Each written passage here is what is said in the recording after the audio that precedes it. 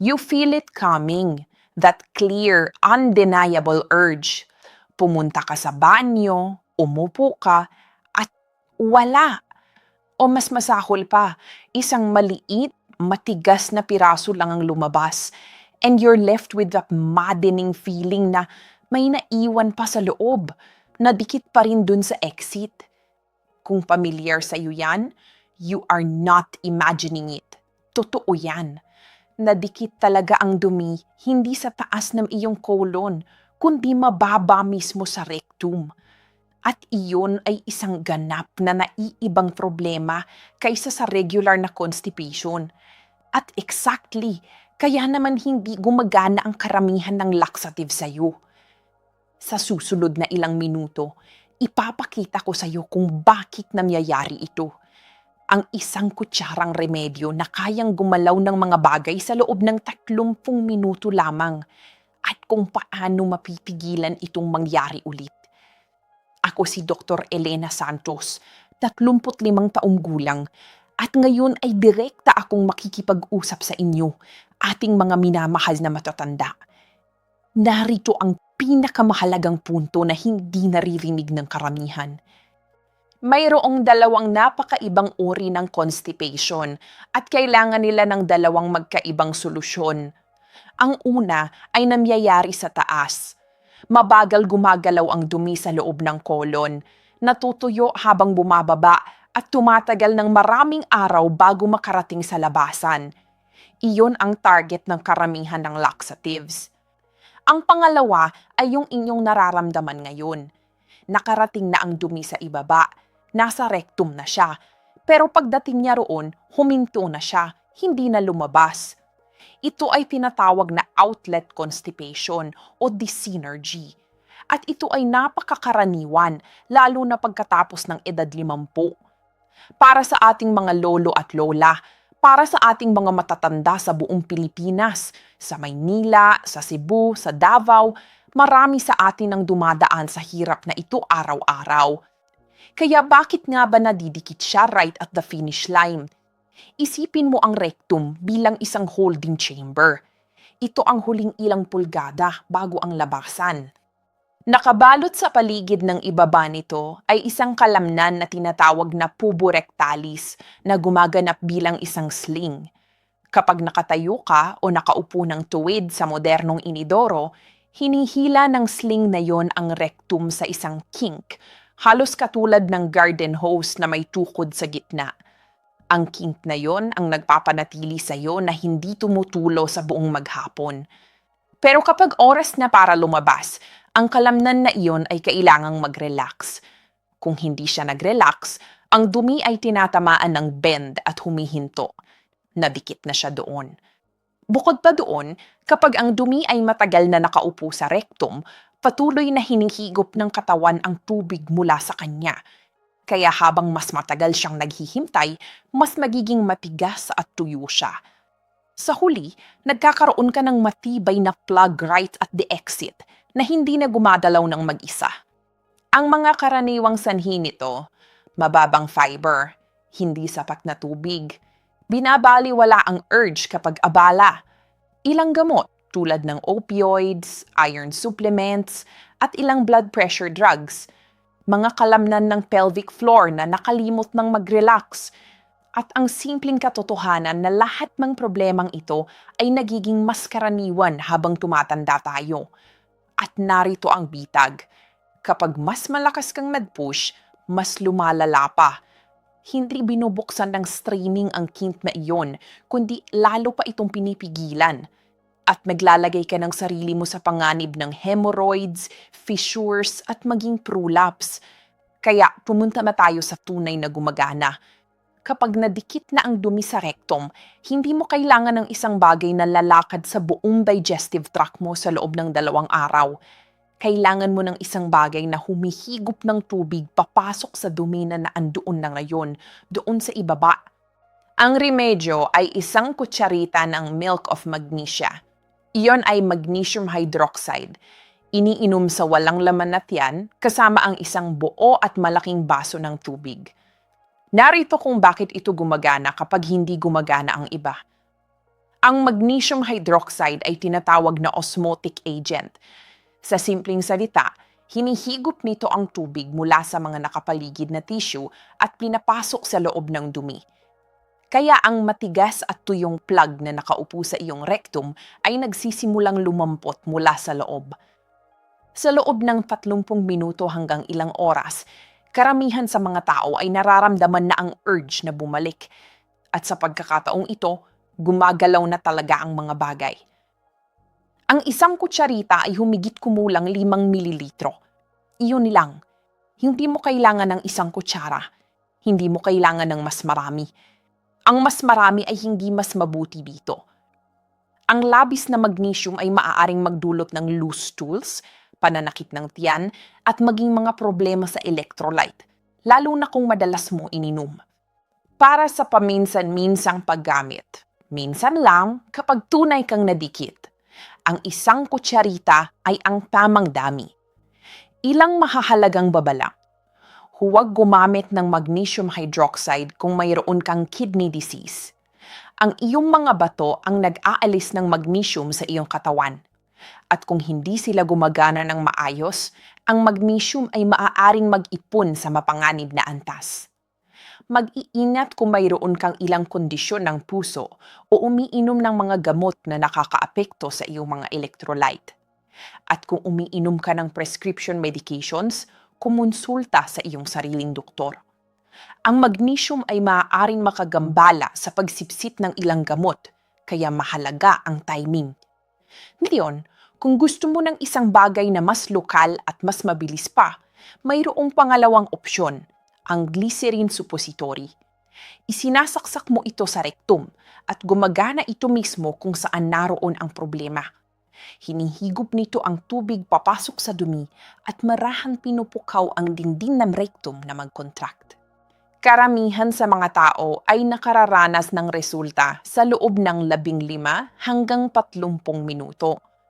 Para sa dumi na literal na nasa exit na, ito ay madalas ang pinakamabilis at pinakamalambot na solusyon at makukuha ito sa anumang butika nang walang reseta. Ang gusto kong iwasan mo, lalo na bilang regular na gawi, ay ang mga harsh na stimulant laxatives, ang mga base sa Sena o Bisacodyl.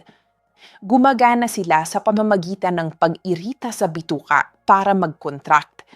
Maaari silang magdulot ng pananakit ng tiyan, pagmamadali, at sa paglipas ng panahon, ang iyong bituka ay maaaring umasa sa kanila para gumalaw. Para sa paminsan-minsang nadikit na dumi, ang osmotic magnesium o glycerin suppository ay mas matalino at malambot na pagpipilian. Isang kutsarita, walang laman na tiyan, isang buo at malaking baso ng tubig. Iyon ang rescue. Pero narito ang isang bagay na karamihan ay hindi napapansin. Maaari kang uminom ng perpektong remedyo at maupo pa rin sa inidoro ng 20 minuto nang walang mangyayari. Dahil ang iyong katawan ay nasa maling posisyon. Alalahanin mo ang kalamnan na binanggit ko kanina, ang puborectalis sling na nagkikink ng rectum. Kapag nakaupo kang tuwid sa modernong inidoro, ang kink na iyon ay nananatili pa rin. Halos hinihiling mo sa dumi na magtulak sa pamamagitan ng isang kurbada. Hindi na makapagtataka kung nadidikit ito. Ang solusyon ay 60 segundo lang ang kailangan para i-set up at binabago nito ang lahat. Kumuha ng maliit na step stool, 6 hanggang 9 pulgada ang taas. Ilagay ito sa harap ng iyong inidoro at ipatong ang iyong mga paa dito.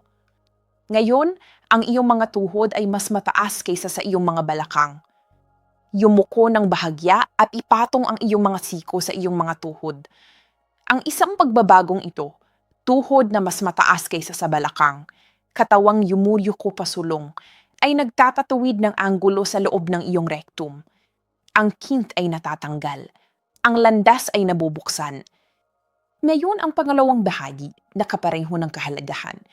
I-relax ang iyong tiyan papalabas. Huwag itong isuot sa loob, huwag mag-clench. Hayaan itong lumambot at dahan-dahang itulak pasulong. Pagkatapos ay huminga. mabagal na paghinga sa ilong, hayaang lumawak ang tiyan at mahabang mabagal na paghinga sa bibig. Habang humihinga ka, bitawan mo lang, hindi ka nagtutulak, nagpapalaya ka. Ito ang kabaligtaran ng natututunan ng karamihan sa atin. Natututo tayo na hawakan ang hininga at mag-bear down. Nagpipilit lang iyon ng pelvic floor at isinasara ang exit. Ang belly breathing ay nagsasabi sa mga kalamnan na iyon na mag-relax. Subukan mo ang kombinasyong ito. Paa sa itaas, yumuko pa sulong, tiyan palabas, mabagal na paghinga, at madalas mong mararamdaman ang dumi na nadikit ng maraming oras na tumatawid pa palabas ng mag-isa.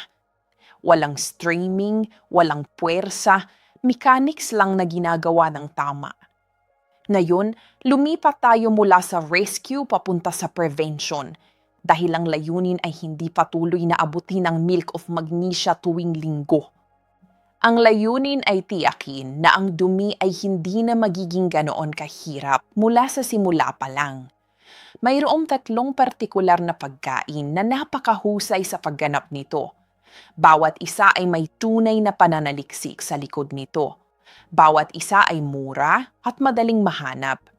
At kapag ginamit mo silang magkasama, karamihan sa mga tao ay humihinto na sa pagkakaroon ng mga episode ng nadikit na dumi. Ang una ay kiwi. 2 kiwi sa hapunan. Iyon ang dosis. Ipinakita ng mga pag-aaral na ang 2 kiwi sa isang araw ay nagpapabuti ng dalas ng dumi, nagpapalambot ng consistency ng dumi, at nagbabawas ng straining sa loob lamang ng ilang linggo. Ang kiwi ay naglalaman ng natatanging kombinasyon ng soluble fiber, water-binding compounds, at isang natural na enzyme na tinatawag na actimidin na marahang sumusuporta sa digestion. Kainin ito kasama ang balat kung kaya mo. Doon nakapira ang karamihan ng fiber. Kung hindi, iscoop ang laman gamit ang kutsara. Ang pangalawa ay ground flaxseed. 1 hanggang 2 kutsara sa isang araw, hinalo sa tubig, yogurt, oatmeal o smoothie. Ang mahalagang salita dito ay ground. Ang buong flax seeds ay dumadaan sa iyo ng hindi gaanong gumagawang kasaydo. Ang ground flaxseed ay iba. Nagbibigay ito ng soluble fiber na sumusipsip ng tubig sa iyong bituka at bumubuo ng malambot na gel-like mass. Ang mass na iyon ay nagpapanatiling basa ang dumi, lahat ng daan pababa sa rectum, kaya hindi na ito nagkakataon na matuyo at maging plug. Magsimula sa 1 kutsara. Uminom ng 1 buo at malaking baso ng tubig kasama nito. Dahan-dahanang dagdagan mula roon. Ang ikatlo ay prunes. 5 hanggang 6 na prunes o humigit kumulang kalahating tasa ng prune juice sa gabi.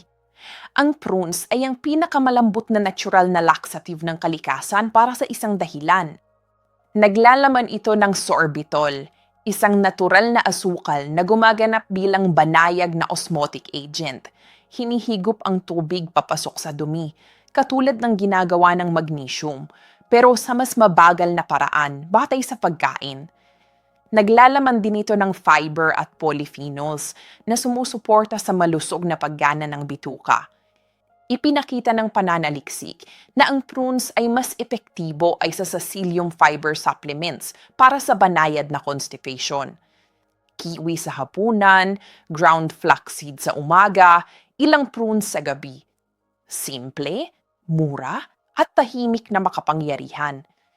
Narito kung saan kailangan kong itama ang 2 sa mga pinakakaraniwang pagkakamali na nakikita ko. At ito ang dahilan kung bakit maraming well-meaning na tao ang talagang nagpapalala ng kanilang constipation. Pagkakamali number 1, nadaragdag ng mas maraming fiber na hindi nagdaragdag ng mas maraming tubig. Malaki ito. Gumagana ang fiber sa pamamagitan ng pagsipsip ng tubig at pagbuo ng malambot at makapal na mass na madaling gumagalaw sa bituka. Pero kung bibigyan mo ang iyong sistema ng fiber at hindi mo bibigyan ng sapat na likido, ang kabaligtaran ang mangyayari. Ang fiber na iyon ay magiging katulad ng semento. nagiging mas siksik, mas matigas, mas tuyong at nadidikit sa rectum. Exactly ang paraan na pinag-usapan natin. Kaya kung magsisimula kang kumain ng mas maraming flaxseed, mas maraming bran, mas maraming gulay, dapat kang uminom ng mas maraming tubig kasabay nito. Hindi optional ito. Ang praktikal na target para sa karamihan ng matatanda ay humigit kumulang 25 hanggang 30 gramo ng fiber sa isang araw, kasabay ng 6 hanggang 8 tasa ng tubig. Mag-adjust pataas kung mas malaki ka, mas aktibo, o nasa mainit na klima. Pagkakamali number 2, mabilis na pagsisimula. Naririnig ng mga tao na mabuti ang fiber at 3 beses na pinapataas ang kanilang intake sa isang gabi. Ang resulta ay bloating, gas, pananakit ng tiyan, at minsan mas malala pang constipation kaysa sa sinimulan nila. Magdagdag ng fiber ng dahan-dahan. 5 extra grams sa isang linggo ay sapat na. Kailangan ng iyong bituka ng oras para mag-adjust. At isa pa, marahil ang pinakamahalaga sa lahat, igalang ang urge. Kapag sinabi sa inyo ng iyong katawan na oras na para lumabas, lumabas na. Ang rectum ay may reflex. Kapag napuno ito, nagpapadala ito ng signal sa utak. Kung binabaliwala mo ang signal na iyon ng paulit-ulit, dahil nasa meeting ka, dahil nagmamaneho ka, dahil hindi maginhawa, ang reflex na iyon ay nagsisimulang lumabo. Sa huli, ang rectum ay nagiging hindi gaanong sensitive. Ang dumi ay nakauuo ng mas matagal, natutuyo at nadidikit. Pakinggan ang iyong katawan sa unang beses na magsalita ito.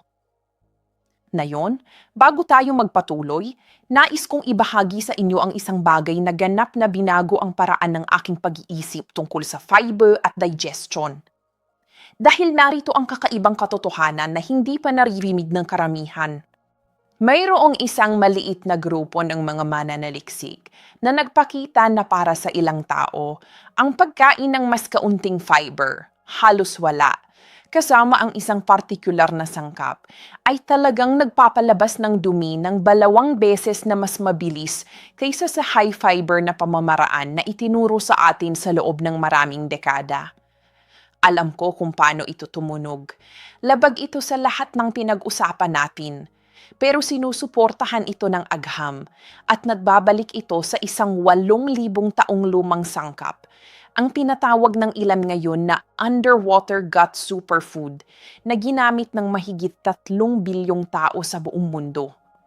Isang kurot lang nito bago ang iyong susunod na kain ay sapat na para palamigin ang nakakalason na build-up na humahad lang sa mga bituka at i-restart ang malusog na digestion sa loob ng ilang araw. Walang restrictive diets, walang mamamahaling probiotics, walang gamot. Kung nagpakahirap ka sa nadikit na dumi, bloating, o ang mabigat at tamad na pakiramdam sa loob ng maraming buwan o taon, utang mo sa iyong sarili na makita kung paano talaga ito gumagana.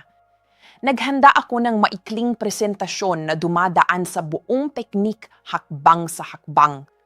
Para mapanood dito ngayon, itutok lang ang kamera ng iyong telepono sa QR code sa screen. Dadalhin ka nito doon agad. Kung nanonood ka mula sa computer, mayroong link din na nakapin sa mga komento sa ibaba ng video na magdadala sa iyo sa parehong lugar. Maglaan ng ilang minuto para panoorin ito. Maaaring ito ang nawawalang piraso na hinahanap mo. Ngayon, bago tayo tapusin, kailangan ko na maging tapat sa inyo tungkol sa isang mahalagang bagay. Karamihan sa mga episode ng Nadikit na Dumi ay mechanical. Walang panganib. Maganda ang tugon nila sa lahat ng pinag-usapan natin. Pero nagpapadala rin ang katawan ng malinaw na mga signal kapag may mas seryoso na nangyayari. At ang mga signal na ito ay karapat-dapat na bigyang pansin, hindi katahimikan. Pumunta sa doktor kaagad kung mapansin mo ang alinman sa mga sumusunod. Dugo sa dumi, lalo na ang madilim na dugo o dugo na halo sa loob kaysa sa ibabaw lang. Ang maliit na guhit mula sa straining ay isang bagay. Anuman mas marami ay karapat-dapat tingnan. Hindi maipaliwanag na pagbaba ng timbang kasabay ng mga pagbabago sa iyong mga gawi sa banyo. Bigla ang pagbabago sa hugis ng iyong dumi, lalo na ang mga dumi na naging manipis tulad ng lapis at nananatiling ganoon. Constipation na bigla lang nagsimula nang walang malinaw na dahilan, lalo na kung mahigit 45 taong gulang ka na. Matinding pananakit ng tiyan, pagsusuka, o kawalan ng kakayahang magpalabas ng gas. Ang mga ito ay maaaring magsignal ng tunay na obstruction at iyon ay isang medical na issue na kailangang harapin sa araw din iyon. At sa wakas, paulit-ulit na mga episode ng fecal impaction kung saan ang dumi ay nagiging napakadikit na hindi mo talaga maisagawa kahit sa mga remedyo na tinalakay natin. Wala sa katuruan ito ang para takutin kayo. Ang kabaligtaran, ang pag-alam sa mga babala ay kapangyarihan.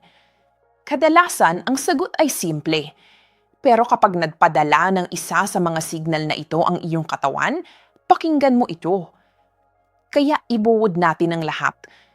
Ang dumi na nadikit sa rectum ay sariling problema nito at kailangan nito ng sariling solusyon.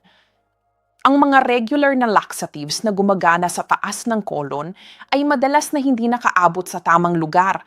Kaya naman nakakaramdam ang napakaraming tao na walang gumagana. Kapag nadikit ka ngayon, simple ang rescue. Isang kutsarita ng milk of magnesia sa walang laman na tiyan, kasama ng isang buo at malaking baso ng tubig. O isang glycerin suppository para sa mas mabilis at mas lokal na bagay. Pagkatapos ay umupo ng tama. Paa sa maliit na stool. Tuhod na mas mataas kaysa balakang. Yumuko pasulong. Tiyan malambot. At mabagal na huminga papalabas. Bitawan mo, huwag itulak. Para maiwasang mangyari ulit ito, 2 kiwi sa hapunan, 1 kutsara ng ground flaxseed sa umaga, 1 dakot ng prunes sa gabi, sapat na tubig, fiber na idinagdag ng dahan-dahan, at sa sandaling sabihin ng iyong katawan na oras na, tumunta ka. Ang iyong katawan ay hindi lumalaban sa iyo. Humihingi lang ito na marinig. Pakinggan mo ito sa unang beses, at bihiram kailanganin pang humingi ng muli.